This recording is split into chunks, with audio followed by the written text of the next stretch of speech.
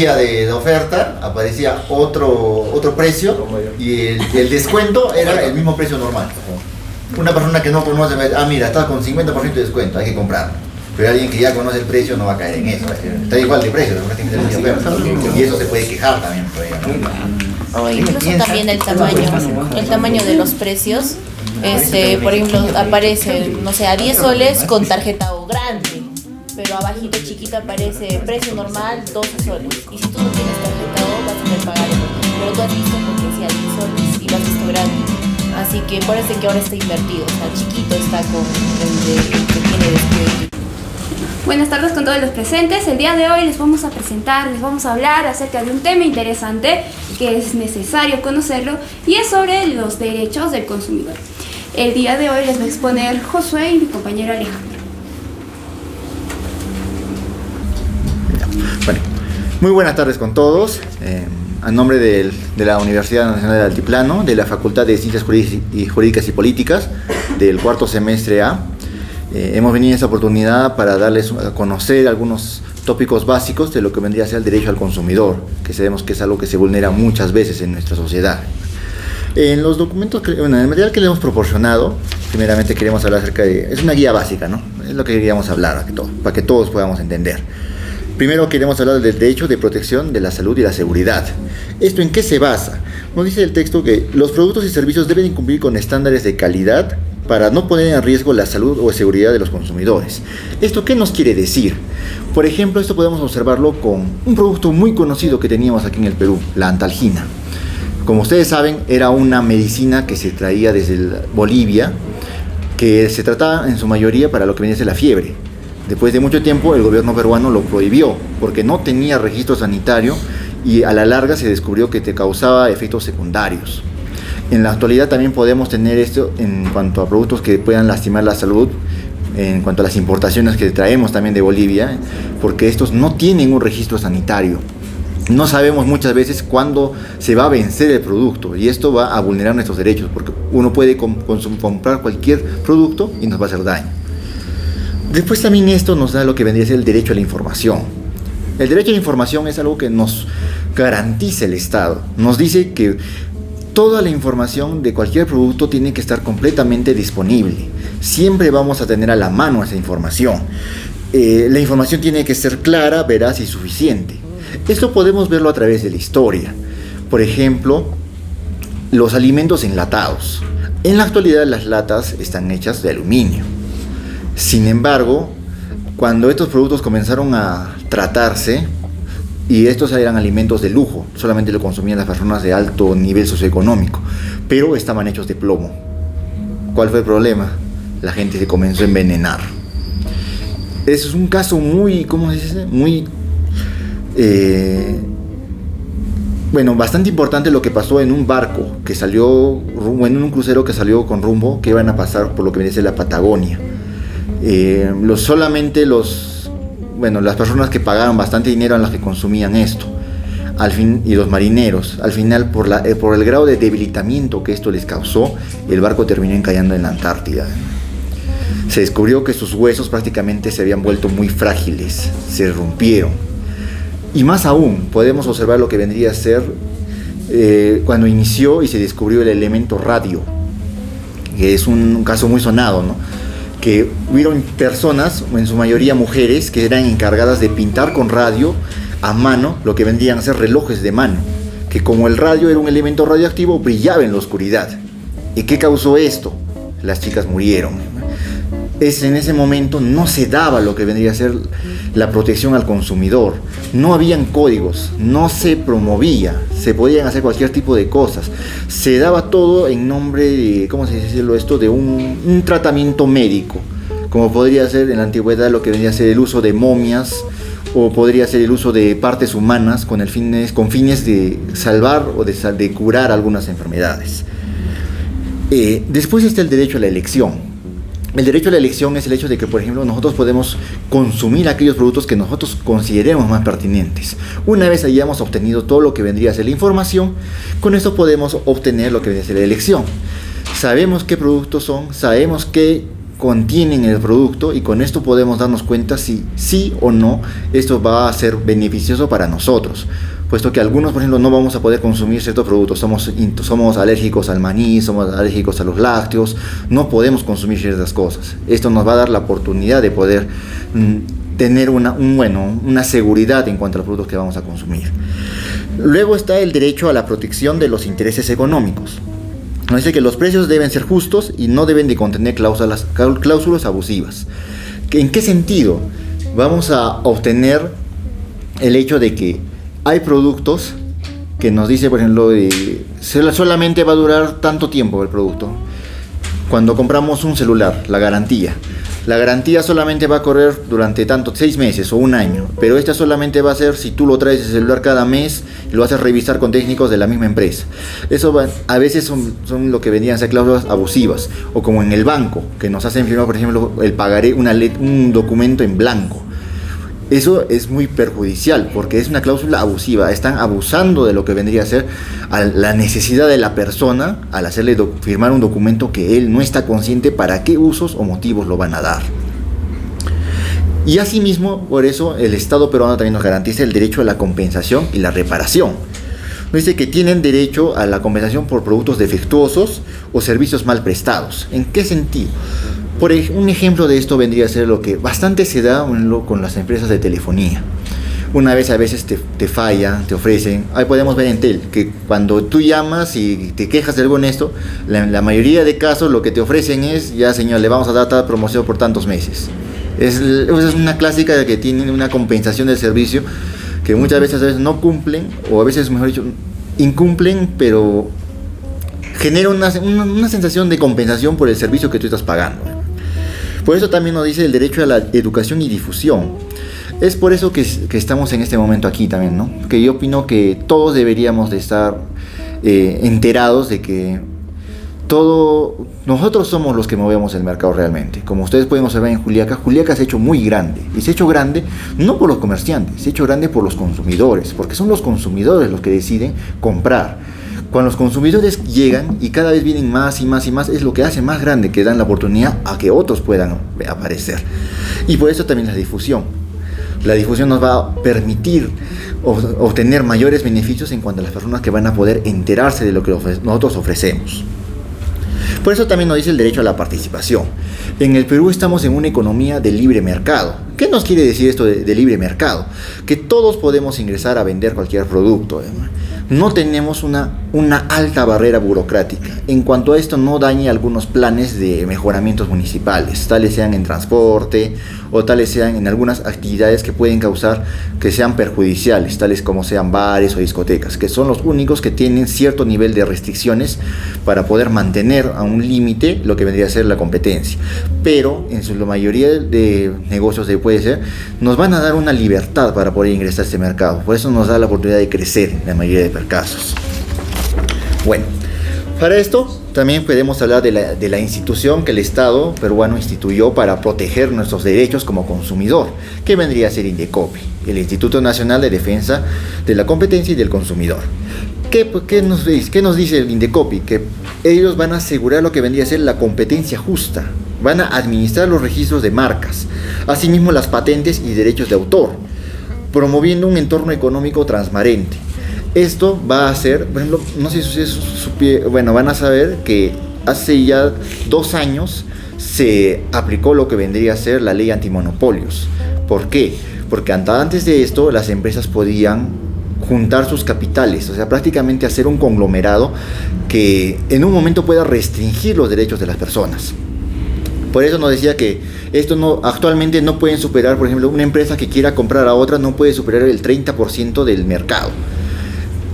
Un caso muy sonado que ustedes tal vez hayan escuchado es una noticia que pasó hace ya 2 semanas y media de que Gloria intentó comprar una empresa de alcohol de madera en la zona norte del Perú. Indecopi no permitió esta compra, debido a que se dieron en los análisis que realizaron que si ellos hubieran permitido la compra, hubieran superado el 50% del mercado. O sea, prácticamente hubieran podido poner el precio que ellos quisieran en el norte, debido a que la competencia que hubieran tenido que traer desde el sur, el alcohol de madera, hubiera sido una diferencia muy grande, y el consumidor no hubiera podido defenderse frente a eso. Pese a que la empresa aseguró y tenían cartas de compromiso, esto no aseguraba a Indecopi que se iba a realizar, y es por tal motivo que esta fue denegada. Otra cosa muy importante, por eso que también queremos hablar, es de cómo presentar una queja.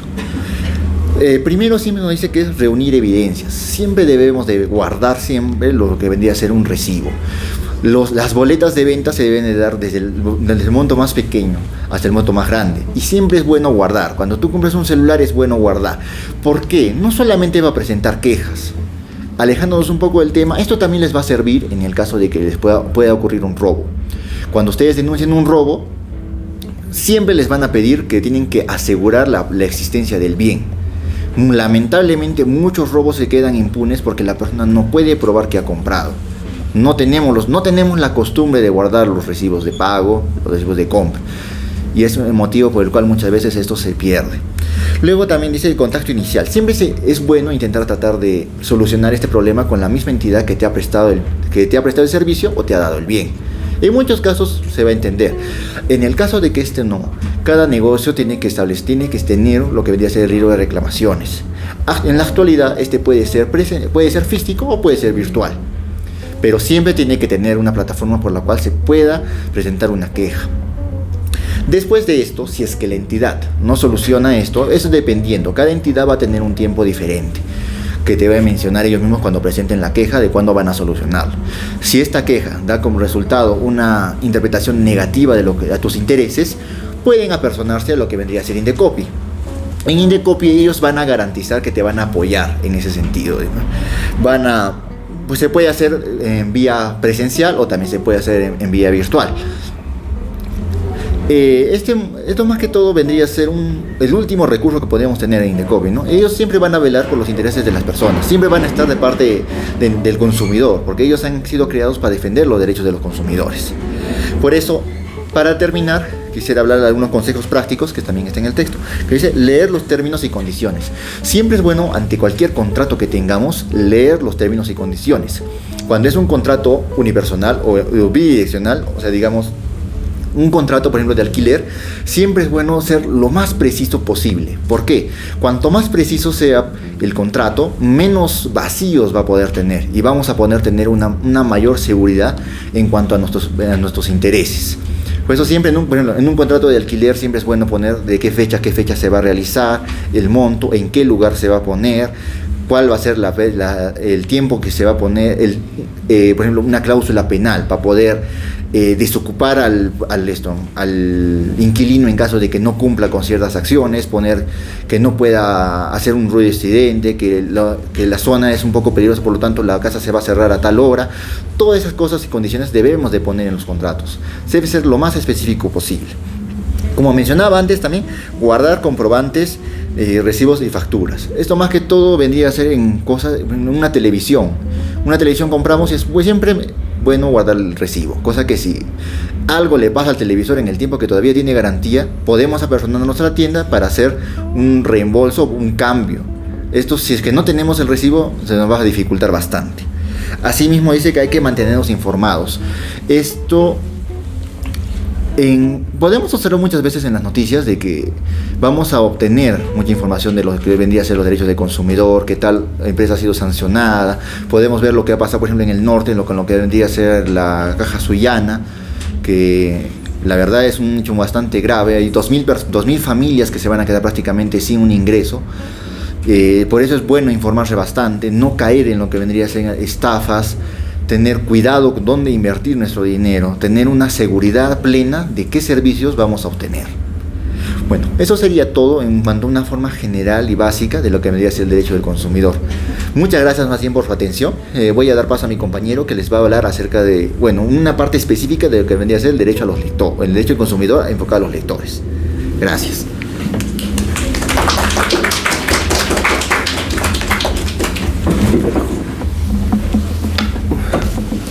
un corte. Bueno chicos, presentándome un poco. La mayoría me conoce, creo. Soy Josué y reitero, de parte de la Facultad de Ciencias Jurídicas y Políticas de la Universidad del Altiplano, hemos venido a brindar un poco de información acerca de qué es, en primer lugar, el derecho del consumidor. Y en segunda instancia vamos a hablar algo un poco curioso, ¿no? Que se me vino a la mente conversando acerca de esta charla, pequeño conversatorio que estamos teniendo. Que vendría a ser qué garantías tiene uno como comprador habitual de libros, como consumidor habitual de lecturas.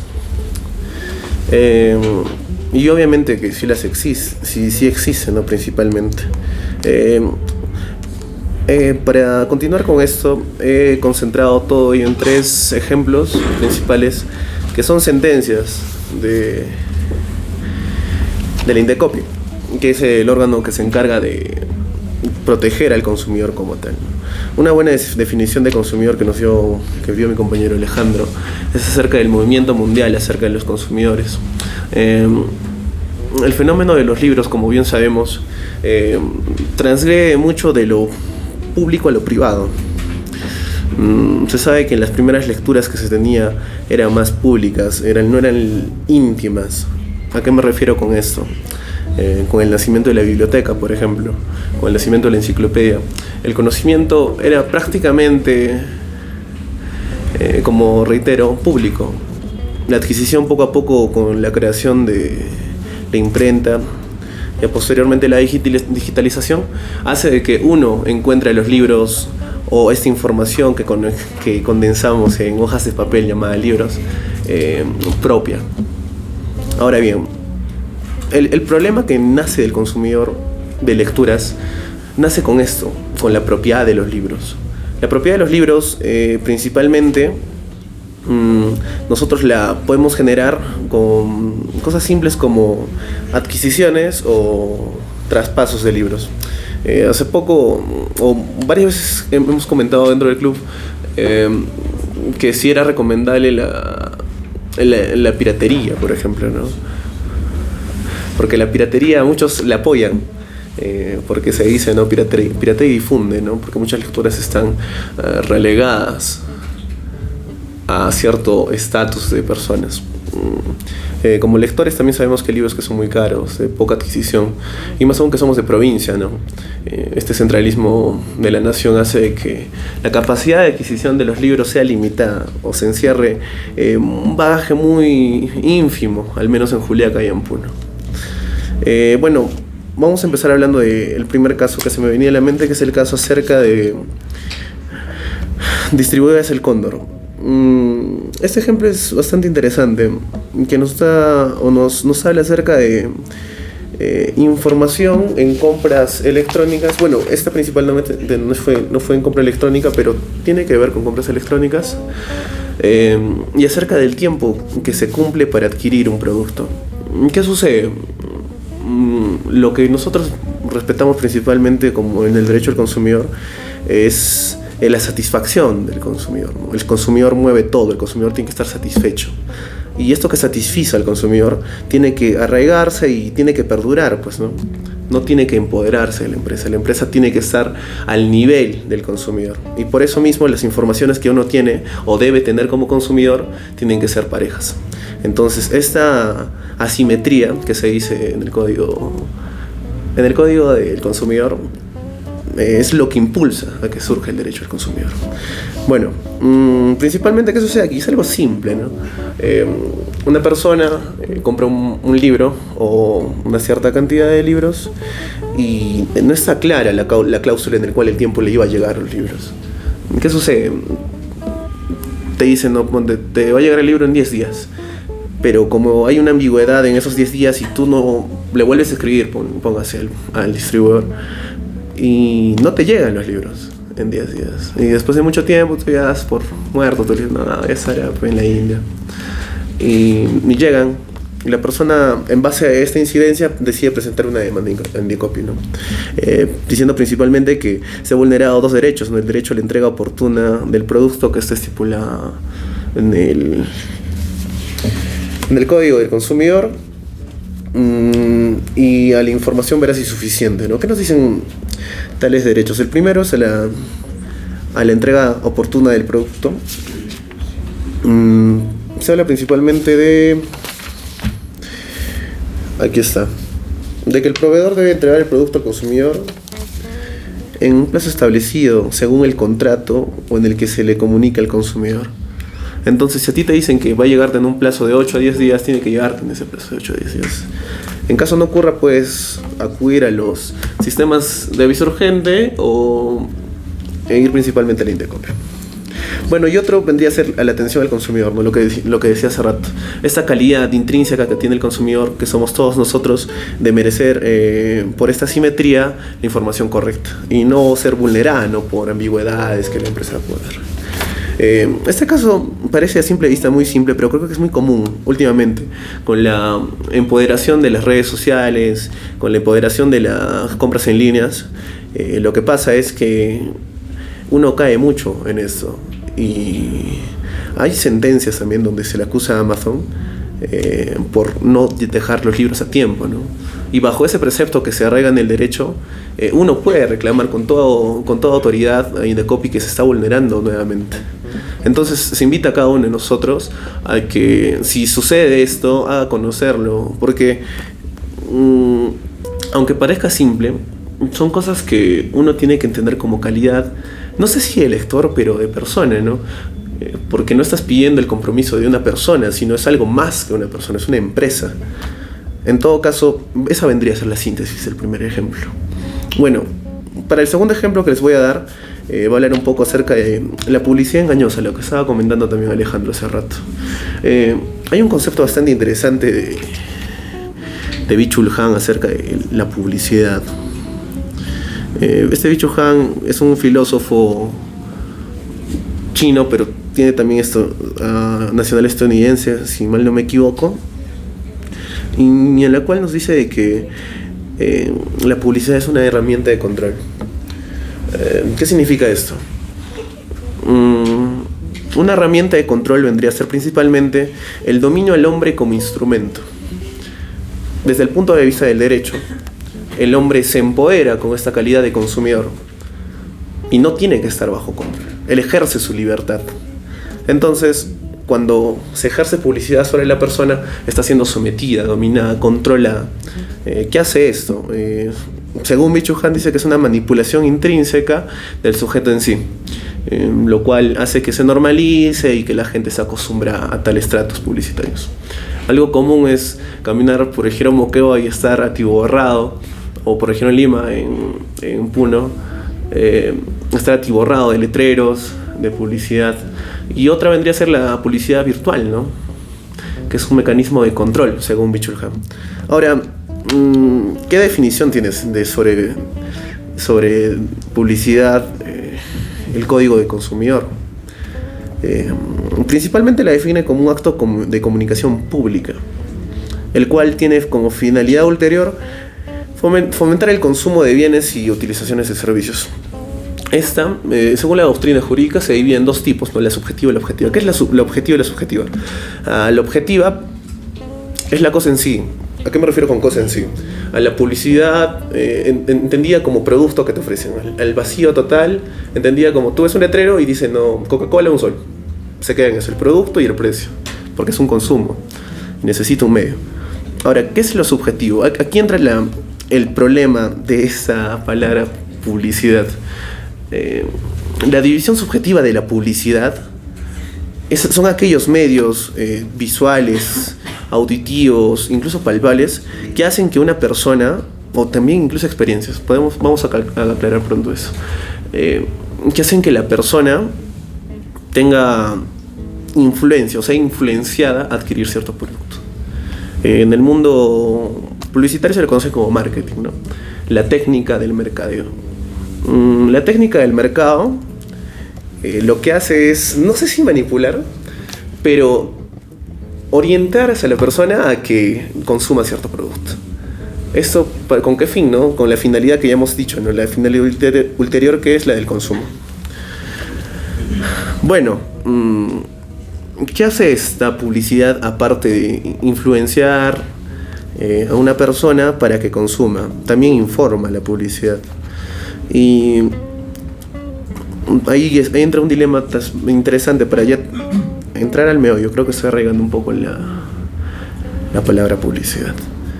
Vendría a ser acerca de la información, ¿no? Tiene que tener ciertas cualidades que están en el código del consumidor, que vendría a ser que sea la información veraz, suficiente, de fácil comprensión, apropiada, oportuna y de fácil acceso. Hace poco nosotros en clases analizamos un caso sobre un televisor, sobre televisores, la compra de televisores virtuales. Y la queja acerca de la compra de estos televisores virtuales fue la siguiente: de que el consumidor, al momento de comprar virtualmente, este televisor no tenía la información la información adecuada, respecto a la cantidad de RAM, a la cantidad de memoria RAM, disco duro, etc. Y aquí se catalogaba, o el televisor dejaba de ser televisor a pasar televisor inteligente, ¿no? Entonces esta categoría no estaba dentro del derecho estipulado, ¿no?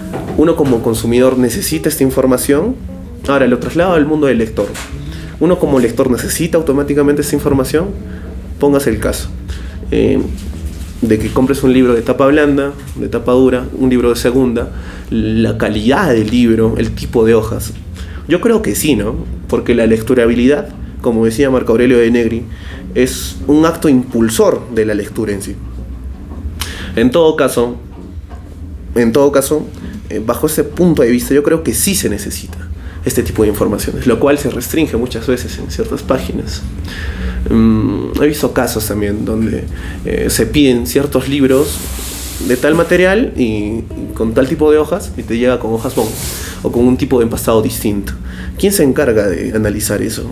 El lector en sí mismo. Y yo creo que estas quejas que se tiene respecto a la compra de libros virtuales, donde te llegan libros piratas, donde se cumple con la calidad de empastado, la calidad de letra, etc., tienen que ser informadas al Indecopio.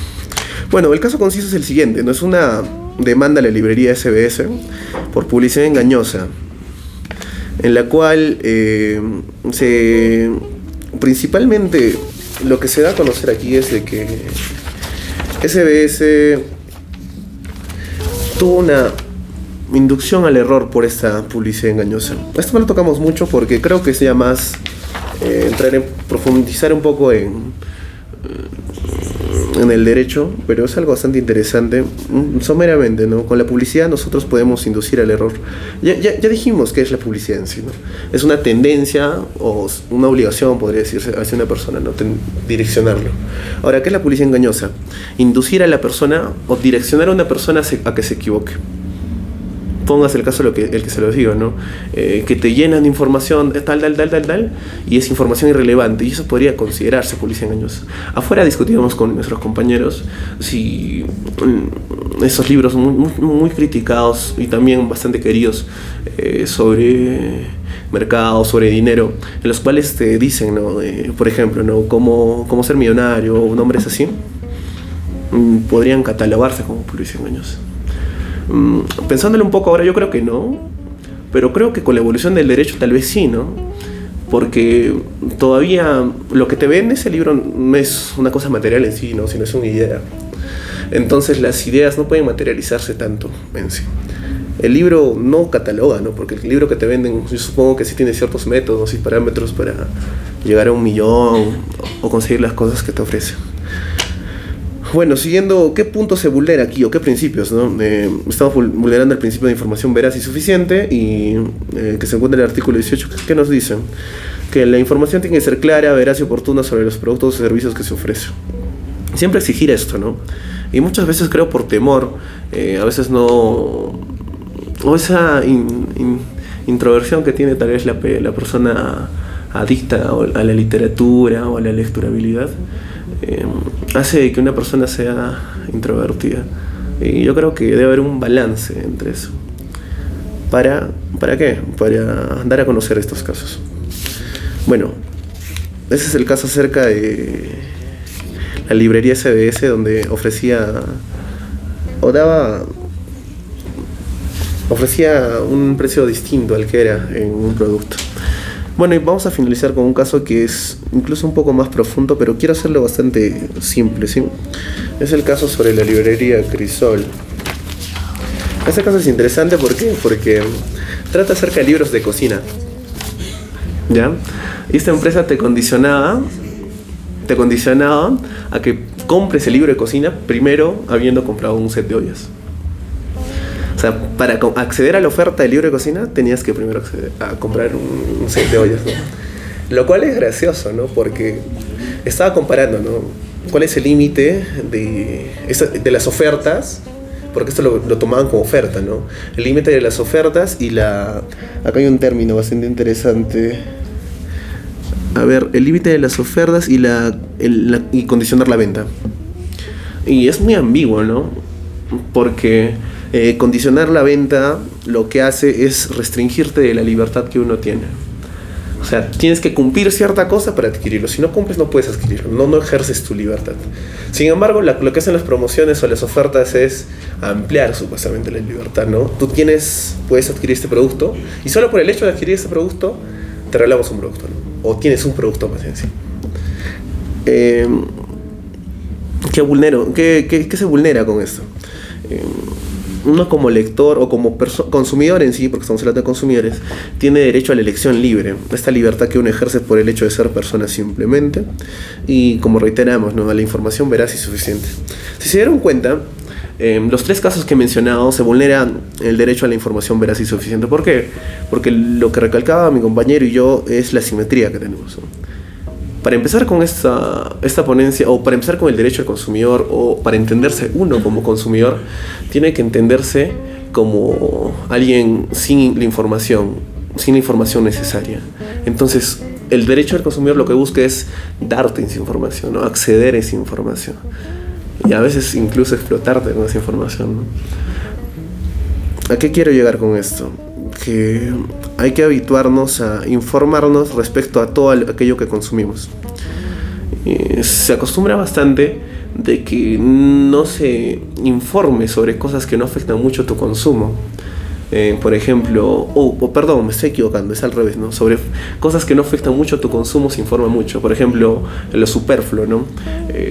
Tipos de ropa, maquillaje, cosas ínfimas. Sin embargo, no se cuestiona la calidad subjetiva del consumo, ¿no? Por ejemplo, el consumo de ideas, el consumo de alimentos, el consumo de pensamiento, incluso, ¿no? Distinguiendo un poco ese concepto de ideas y pensamientos. Bueno, creo que con eso terminan mis 3 ejemplos. Y bueno, para terminar, quiero agradecer a cada uno de ustedes por su asistencia, a los que nos están grabando. Y ya, si tienen alguna pregunta, estamos dispuestos a preguntarles. Eso sería todo. Muchas gracias.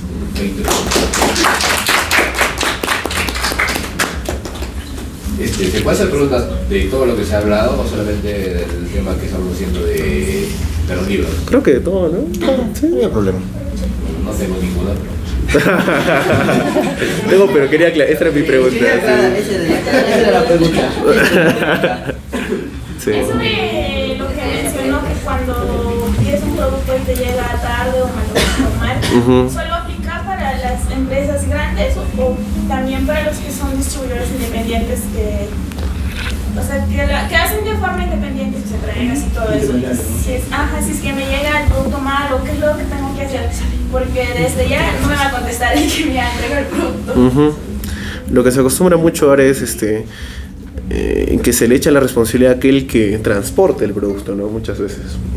¿Qué dicen? ¿No? Alguien produce cierto producto, pero alguien se encarga, no sé, de traértelo a Estados Unidos, a Perú. ¿Quién tiene la culpa? ¿A quién te quejas del producto que está mal? Según estas empresas que se encargan de transportar, también tienen que ejercer la responsabilidad según el Indecopi. ¿Por qué? Porque al momento de hacer sus contratos externamente, esos contratos, al entrar dentro del Perú o tener influencia peruana, tienen que cargarse a la normativa peruana. O sea, sí tiene cierta responsabilidad la empresa. Que sí, bueno, ese es en el caso de que sea extranjero, ¿no? Pero ¿tienes algo más que...? Bueno, en el caso de los nacionales, también ocurre esto, ¿no? Nos dice que en el momento de que te debe lo que vendría a ser servicios de delivery o transporte, te deben de indicar el tiempo estimado de cuánto tiempo va a demorar el producto en ser trasladado. Si este producto no va a llegar en ese momento, también se puede interponer una queja. Por eso siempre es bueno, cuando haces una compra online, por ejemplo, guardar el recibo, porque con este recibo vas a poder tener la certeza de que con qué empresa has trabajado. No es muy recomendable por eso muchas veces obtener productos de personas que no están inscritas. Una persona, porque han tenido un auge muy grande, ¿no? Lo que vienen a ser las empresas de tú a tú. Empresas que ni siquiera tienen una tienda formal. Te dicen, somos una tienda electrónica. Pero dices, ya, ¿tienes RUC? No tengo RUC. O sea, ese es el punto, ¿no? No te puedes quejar a nadie. Vas a tener, ese es el inconveniente, y en Indecopy restringe un poco ese tipo de situaciones, porque a la larga no vas a poder quejarte fehacientemente de quién es realmente la persona, porque la otra persona te puede decir un nombre, pero al final qué tal no era. Ha habido muchos casos de suplantación prácticamente, y ese es un motivo muy grave también, ¿no? Por eso, en cambio, si tú lo pides, digamos, yo compro algo de Lini, bueno, creo que ya desapareció Lini, ahora se volvió de Falabella. Y en Falabella, cuando tú compras, te van a mandar tu contrato. ¿Sí? El producto va a llegar en tantos días. Por ejemplo, yo me acuerdo que sí comprar una silla y me dijeron, va a llegar en 14 días. Al final ni siquiera fueron 14 días, me llegó en menos de una semana. Y me llamaron, me decían, tal señor, estamos entregando tal producto. Y eso también, o sea, yo opino que eso también da una calidad de servicio. Yo opino que en la mayoría de empresas que ya tienen experiencia con esto, te dan una fecha superior. ¿Para qué? Para que no caigan en eso, ¿no? Pero casi siempre lo devienen en una forma más baja. Es el peor caso, digamos. Ese sería en su peor caso, pero muchas veces va a ser mucho más antes. Sí, finalmente. Tengo una pregunta. Sí.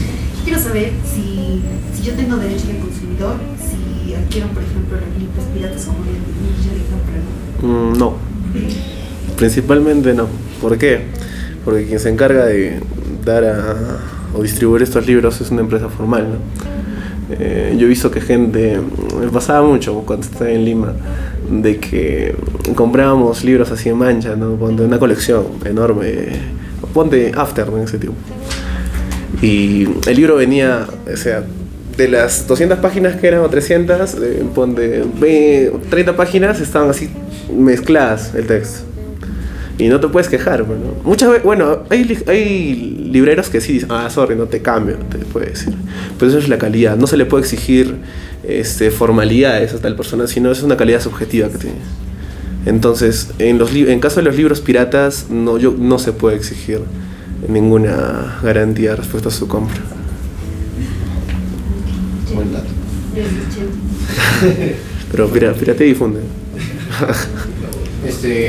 Yéndonos, digamos, a lo que está arreglado en Perú, los libros, digamos, o sea, un libro como tal, tiene, digamos, se puede denunciar, digamos, si es que te lo venden, digamos, a un precio excesivo, que te venden un libro de 50 páginas a 3.000 soles. ¿Se puede hacer eso? ¿O se puede vender legalmente un libro de 50 páginas a 3.000 soles? ¿O es un delito directamente? Eso tendría que ser analizado. En quien se encarga de analizar estos casos es la Secretaría Técnica, ¿no? Del Indecopy. Principalmente, ¿por qué? Porque estos casos que son específicos, por ejemplo, que tú dices, ¿no? De que compres un libro, no sé, del 1700, ¿no? Que para cierta persona es hoja de papel y lo venden en la cachina, pero es del 1700, ¿no? Y para los que conocen de libros, esto es un incunable. ¿Qué quiere decir un incunable? Un libro antiguísimo que incluso puede costar millones de dólares. Ahora, ¿quién tiene la razón ahí, no? La persona que te lo vende, obviamente en un ámbito informal, ¿no? Ponte en la cachina, ponte. O la persona que te lo vende siendo alguien formal, ¿no? Que lo compra en la cachina y lo revende como distribuidor en una librería. Eso también yo más que todo lo tomaría como, por ejemplo, digamos, un libro sobre últimas, operaciones médicas. El libro es un libro alemán, digamos, y el libro en Alemania cuesta 200 euros. No, pero como sabemos, Alemania es el epítome de lo que vendría a ser los derechos de autor. No puedes vulnerar los derechos de autor. Y es más, por eso incluso Perú tiene todas nuestras bases de datos, los tiene guardadas en Alemania, para protegerse con la legislación alemana, porque los alemanes te buscan hasta el fin del mundo. ¿Cuál sería el problema? Ese libro en Europa, 200 euros. Acá en el Perú lo quieres buscar y solamente hay, digamos, una librería que está autorizada a venderlo y acá te lo vende a 2.000 euros. En ese caso sí, se tendría que también consultar con Indecopy. ¿Por qué? Porque el libro primeramente se está monopolizando. Solamente vas a tener Indecopy, lo que persigue es la libre competencia, y en ese caso no estás dando la libre competencia porque solamente una sola persona es la que está adquiriendo el libro. No permite que otros ingresen a ese mercado y así mismo está abusando de la necesidad de las otras personas, que es algo que no se puede hacer. Pero si es de autoría propia, digamos, si yo iría a escribir una novela, ¿la puedo vender a 5.000? Sí, se puede vender. Cada uno es libre de poner el precio de lo que crea. Ajá. Otra cosa sería la reventa. La reventa más bien no puede abusarse. Se habla entonces de la reventa, se puede, digamos, denunciar a la Sí, la reventa sí, pero el producto, la autoría no. O es el caso incluso de un aplicativo, ¿no? Sí. El aplicativo millonario, solo para, o sea, darte el lujo de decir tengo este aplicativo que costaba $5.000 y tenía una imagen, no dinero, nada más. O sea, tú le puedes poner el precio que quieras. Sin embargo, cuando entra al mercado, cuando hay más productos de similitudes, recién Indecopy entra a regular el precio. Queda entendido. Mañana publico el libro.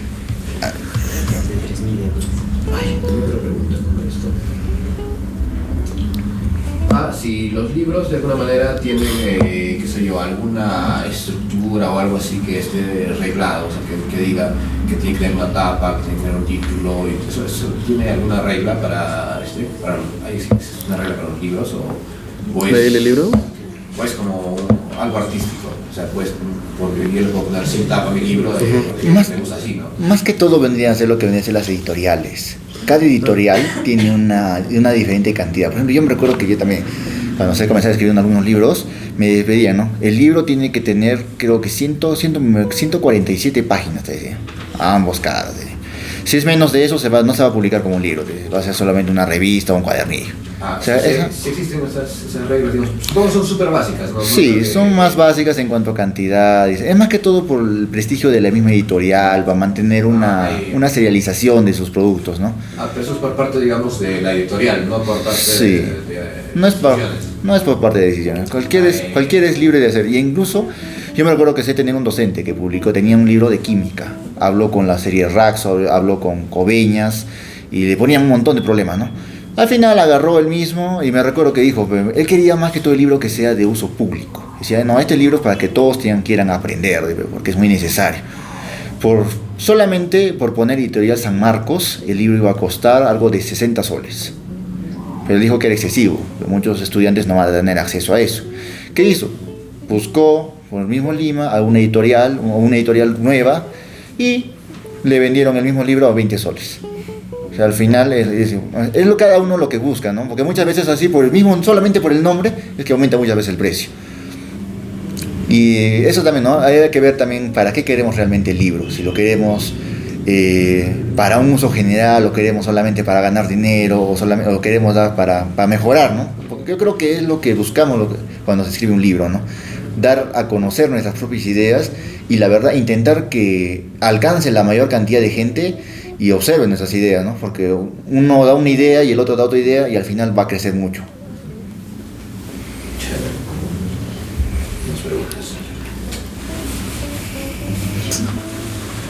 Hablando sobre el tema de publicidad, yo tengo una duda en el sentido de los libros. Cuando uno adquiere por una editorial un libro, ciertamente da sus características, ¿no? Material, la calidad, y ellos garantizan, ¿no?, la calidad, ¿no? En el caso de que haya un error, digamos, de marcación o de tipografía, ¿cuánto tiempo tengo plazo para una queja, ¿no? Eso sería bueno hacerlo de inmediato, y es por eso que también nos dicen de Indecopy, siempre es bueno ¿cómo se dice? Reunir evidencias. ¿Cuál sería la mejor evidencia? Aunque es un poquito drástico, yo opino de que, bueno, en editoriales, en algunas empresas grandes, no vas a tener muchos problemas, pero digamos que es una empresa nueva y es la única que tiene ese libro, y tú lo quieres comprar sí o sí ese libro. Es bueno siempre, mientras estás abriendo, grabarlo, ¿no? Dar una pequeña ojeada para revisar las características que tú pediste del libro, porque es muy poco probable que un libro esté mal impreso. siempre y cuando sea original. ¿Por qué? Porque estos han sido revisados, ¿no? Te dice, ha sido tal tiraje, por eso te dice, ¿no? Segunda, tercera edición, tiraje de tantas tiras, 1000 libros, 2000 libros. Y eso va a tener un control de calidad antes, para evitar este tipo de situaciones. Pero, digamos que es un libro de una calidad un poco más baja, es mejor realizar un análisis, ¿no? O sea, revisar, agarra, estoy abriendo esto, mire, aquí está, el libro es tal, no ha venido con la tapa dura, las hojas son de diferente calidad, no es del tamaño que me ofrecía la página mismo. Siempre es bueno tener todos esos datos, ¿no? Para no tener ningún problema a la larga. Eso, Indecopy también ve la calidad. Sí, la Indecopy ve la calidad, porque te han ofrecido, cuando están en la página web te dicen, ¿no? El libro es de tamaño, es de tantos centímetros por tantos centímetros, ancho, es tapa dura, tiene hojas a colores, es de tal material, todo te va a indicar. Si no te llega de esa misma manera, tú estás pagando por otro producto, y en ese caso sí se puede proceder con la queja ante Indecopy.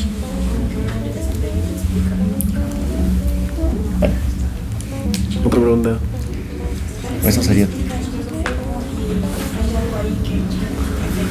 Bueno chicos, reiteramos, ¿no? Muchas gracias por su presencia y otras preguntas. Tengo dos preguntas más y justo ahí me estaba que era esto, ¿no? Al ámbito un poco más general, ¿no? A lo de los libros, ¿sí? Lo respecto a la protección del consumidor. ¿Se puede reclamar o hacer algo, o denunciar, qué sé yo, por no entender los términos? O sea, por más que me lo expliquen o yo no entienda el contrato. Sí.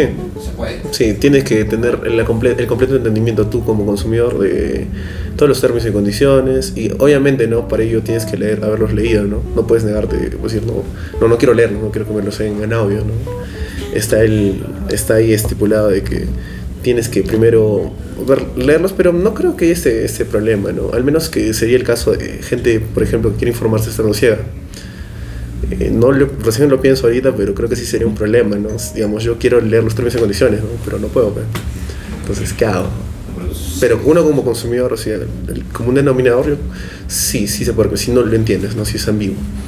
Es ambiguo, ¿sabes? Y la misma empresa tiene que preocuparse por eso. Por ejemplo, Indecopy sí reacciona a lo que vendría a ser inclusión, pero inclusión de una manera mucho más justa, ¿no? Por ejemplo, llega una persona, digamos, en una localidad profunda, y la persona viene aquí a comprar y no sabe, porque habla, digamos, en quechua. Tiene que de alguna manera la empresa poner algo para que pueda enterarse la persona realmente qué está haciendo y qué está firmando. No puedes firmar por algo que no sepas. Por ejemplo, aquí podemos verlo, eso es un caso que bastante se ve en las notarías. Yo me recuerdo que una vez se apersonó en una notaría en Juliaca, y justo así, de chismoso nomás, llegué cuando le estaban preguntando a un señor de 90 años, ¿usted quiere vender el terreno? Y el señor no sabía para qué estaba ahí. O sea, a ese punto, digamos, el notario se encarga de realizar todas esas para asegurar el consumidor, ¿no? Porque qué tal después agarra y la familia lo denuncia al comprador, diciendo, no, le has comprado a un viejito. Y el viejito no sabía que te estaba vendiendo. Por eso siempre se preocupan por decir, no, te tiene que entender absolutamente cada punto. Te dice, por eso también en un contrato es bueno, en compra de carros, te dicen, pero hay algunos que lo omiten, eso es un acto bien doloso, que cuando venden un carro le ponen menos precio. ¿Y cuál es el otro truco de eso? No ponen que el carro está saneado o no saneado. ¿A qué se refiere con saneado? Que no han visto si el carro tiene multas, si tiene deudas, si tiene pagos vencidos. Porque ¿qué tal el carro lo han comprado a plazos? No está saneado. ¿Quién tiene que pagar? El comprador. O sea, encima de lo que ha pagado tiene que seguir pagando, porque si no, la empresa lo va a embargar a él. Es un punto, o sea, que es muy, ¿cómo se dice? Álgido. Y eso se puede observar bastante. Aquí, por ejemplo, en Juliaca también hubo un caso bien fuerte. De una casa, no me acuerdo en dónde era exactamente, era una casa de 10 pisos. La cuestión es que lo vendieron, ¿no? La agarró y el señor dueño de casa dijo, ¿sabes qué? Para evitarnos de pagar impuestos, la casa vale, digamos, $1.000.000. Vamos a ponerle $100.000 nomás en el documento de compraventa. Lo hizo eso. ¿Qué pasó? El vecino se enteró. Los documentos son de calidad pública. Agarró preguntando, ¿le habrá sacado al nuevo vecino? No, está con $100.000. Ha agarrado y le ha interpuesto un proceso por mejor derecho de propiedad. Aunque no lo creas, tiene más derecho el vecino de comprar una casa que otra persona lejos. Agarró y le metió proceso. Agarró $100.000, le pagó los $100.000 y se quedó con la casa. El que se quedó en la nada fue el comprador. ¿A dónde reclamo? Tú has firmado ese documento, tú sabías, a ti te han hecho pasar tu examen biométrico, eres una persona joven, no tienes ninguna enfermedad, no tienes ninguna queja, dolencia, no tienes nada, y al final se quedó sin nada. ¿Cómo arreglas eso? Y por eso es algo muy básico de siempre leer los términos y contratos, ¿no? Términos del contrato, términos, por eso se dice, ¿no? Casi todas las publicidades aplican términos y condiciones. Por eso siempre es bueno, antes de consumir una oferta, aplicar lo que vendría a ser los términos y condiciones. Va. Y ahí justo mencionabas que el vecino, ¿no? Bueno, no sé si va a ir mucho el caso, pero se puede reclamar por alguien más. O sea, digamos, como en el primer caso que mencionaste, yo vi un viejito que lo está haciendo firmar algo que no entiende. Yo puedo, digamos, reclamar a la institución por alguien más. Eso yo más que todo opino de que se podría hacer más que todo por cultura, ¿no? Yo creo que sería un proceso administrativo más eso. ¿Por qué? Porque estas personas de carácter público tienen un principio, que es el principio de la veracidad, que es de que por ser funcionarios públicos tienen más capacidad de creer en ellos, o sea, más capacidad de decir verdades que una persona que no, ¿no? Entonces, si se entera una persona que no comete, o se infringen estas normas, entonces sí le podría hacer un cierto cargo público indecopio. Bueno, siempre y cuando sean, funcionarios públicos, no empresas privadas. Funcionarios públicos. Claro, empresas privadas no. No, ahí sería distinto, ¿no? Bueno, son empresas privadas, más que ahí más bien tendría que quejarse más que ya su familia mismo, ¿no? O una persona interesada. En cosas públicas, las cosas públicas, cuando uno va a hacer algún trámite de carácter público, afecta a todos, de manera directa o indirecta. En cambio, en una parte privada, solamente le va a afectar a la persona y a sus allegados. No, se me han acabado las preguntas ya, chicos. Sí, yo tengo una pregunta. O sea, están hablando de derecho del consumidor, ¿no? Sí. Ya. ¿Qué condiciones tienen que reunir los libros que son entregados a los estudiantes? Porque sabemos que los estudiantes van a consumir esos libros. Sí. ¿Sí? Entonces, tú le estás instruyendo a ese estudiante, ¿no? ¿Qué términos o condiciones tienen que reunir dichos libros?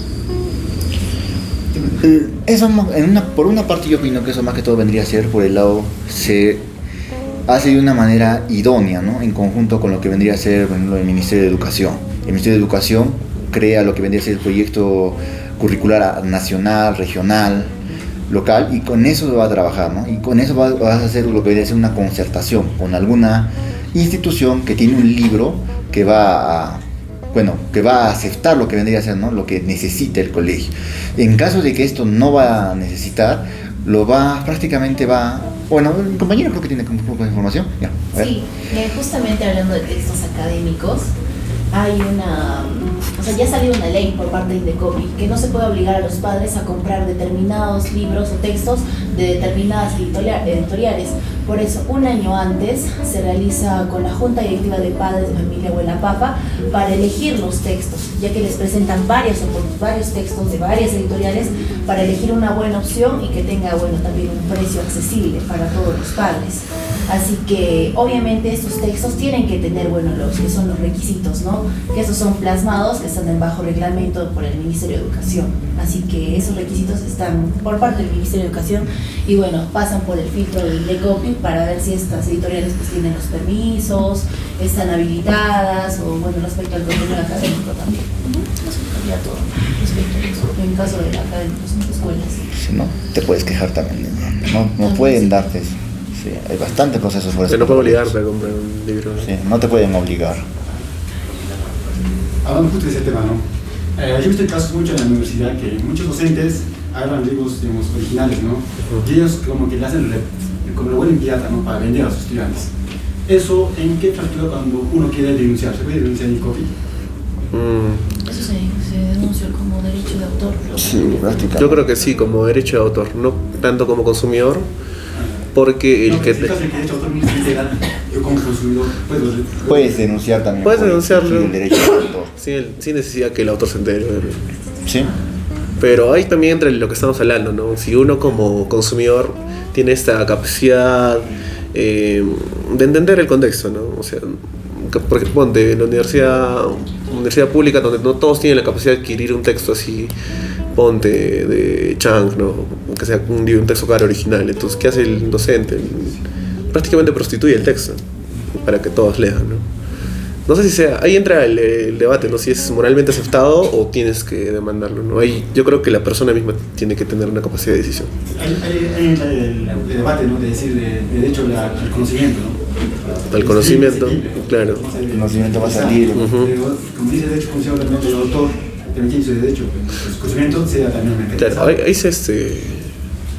ahí por eso la adquisición de esta calidad de libros la universidad la avala, ¿no? O sea, tiene que tener cierto número de libros. Si esos libros son de consumo general, por ejemplo, lo que se ve en facultades como la nuestra, de Derecho, algo que es común, ponte, es el Código Civil, ¿no? Se tienen unos 20 códigos civiles. Si alguien requiere el Código Civil, ¿no? Porque ponte que, no sé, 10 personas vengan y requieran, ¿no? Lo mismo, cuando son libros de consulta constante por varias personas. Es como un comentario, ¿no? Justo me he hecho recordar la famosa página de Evangelio, la famosa página de Bellas Arts, que básicamente ellos, luego que salga, digo que no lo piratean y lo virtualizan, ¿no? Y le dan al libre consumidor, ¿no? También tienen un caso de creo que tiene un debate, ¿no? En derecho de autor, pero ahora creo que ellos han ganado, ¿no? Que la condición debe ser libre, no sé, imagínate. Y ese caso, ¿cómo ustedes lo comprenden? Yo no comprendo mucho, ¿no? Yo solo sé que han peleado los autores con esas páginas, ¿no? Creo que son chinas, ¿no? Hay un tiempo para que prescriban, ¿no? Los derechos de autor. No me acuerdo, te mentiría con la temporalidad, pero si cumple cierta cantidad de tiempo, el texto ya es de acceso libre, ¿no? Lo que pasa, no, ponte con cosas de 15 años después de muerto, específicamente 15 años después de muerto. Lo que pasa incluso con patentes, ¿no? Lo de Mickey Mouse. En el caso, por ejemplo, de Mickey Mouse, bien grave lo que pasó, ¿no? Porque, mire, en sí, en ese tiempo cuando salió Mickey Mouse, la ley era de 50 años. En 50 años, la imagen pasaba a ser de uso público. ¿Qué pasó? Metieron un montón de dinero al Senado para mover esa ley. Y la siguieron ampliando y la siguieron ampliando. Al final ya no pudieron hacer eso.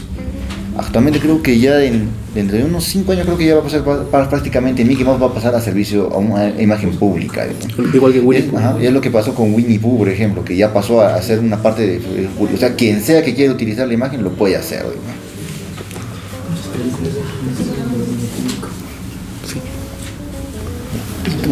Algo más, chicos. Acá, la última. Ya, ahora que ya sabemos más o menos de qué podemos quejarnos, de qué no, cómo hacerlo. Digamos, vamos a la Indecopy y paso por paso se puede decir cómo nos quejamos. O sea, digamos, vamos a la web, vamos a la oficina, llamamos. ¿Existe algún proceso? Existe si mal no me recuerdo, cuando yo fui a Indecopy también a quejarme, en ese tiempo me recuerdo que me quejé por un servicio de telefonía.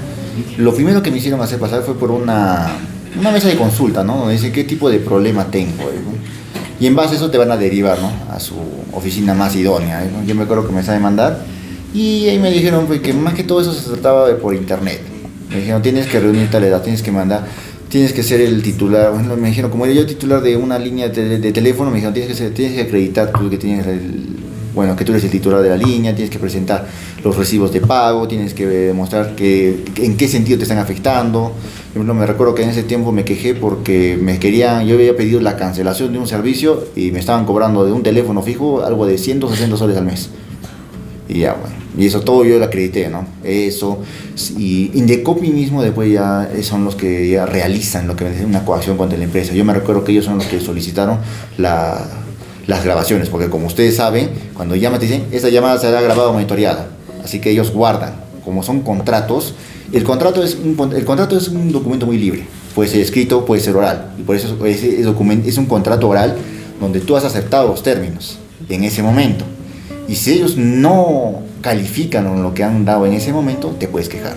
Indecopy son los que solicitaron, porque a mí no me quisieron dar, me recuerdo, cuando solicité en el mismo Movistar, me dieron copias de las llamadas que yo realicé, porque yo tenía conocimiento de las fechas, ¿no? Más o menos. Es bueno tener, pues, si tienes algún problema y vas a presentar una queja por algún motivo, siempre es bueno tener cuanto más información tengas para eso, es mejor. Yo llamé tal día y hablé tantas cosas, y en el tal yo llegar, y yo le remarqué, por ejemplo, yo le remarqué 3 veces todavía que yo quería cancelar el servicio, porque si no, no me hubieran hecho caso. Siempre es bueno tener pruebas a la mano, porque Indecopy te puede apoyar. Bueno, eso no, eso es muy importante. O sea, si caes o sea, vulnera tus derechos como tal de consumidor, tienes que tener las pruebas necesarias para cumplir con ello, específicamente. Después hay una página virtual que se llama Reclama Virtual de Indecopy. Ahí escribes tu solicitud, o bueno, tiene un número de teléfono y en caso no te contesten, dice que se contacta contigo. En todo caso, el Indecopy sí se contacta contigo y ya tú das a conocer tu reclamo. Ahí, o sea, hay varios métodos. Sí, tanto virtual como presencial. Ahí, chévere.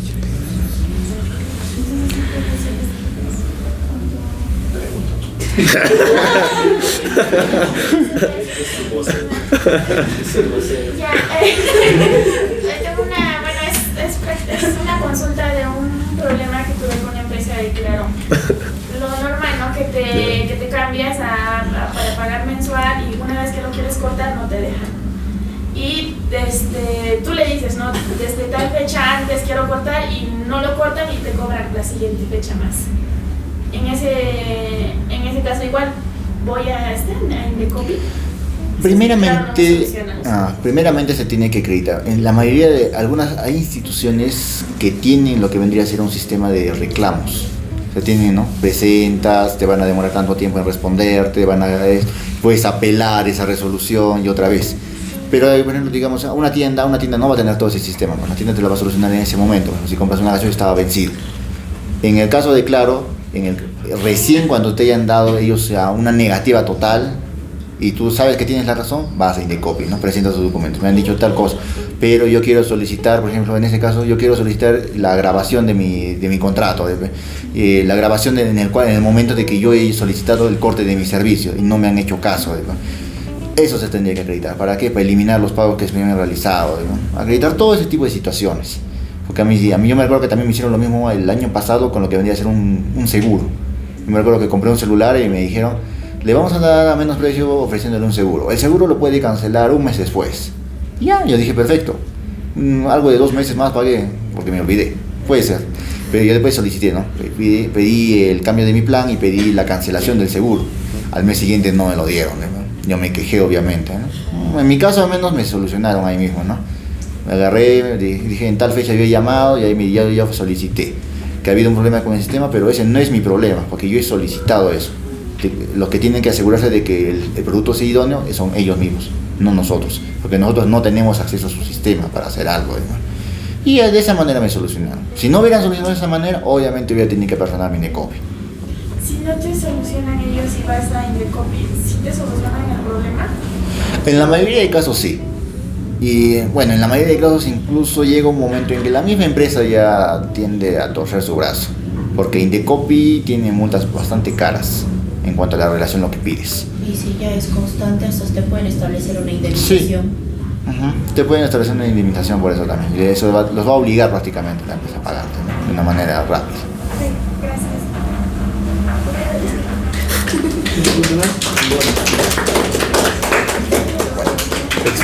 Exprimidos. Chicos, gracias. Muchas gracias por su tiempo. Gracias por su atención. Gracias.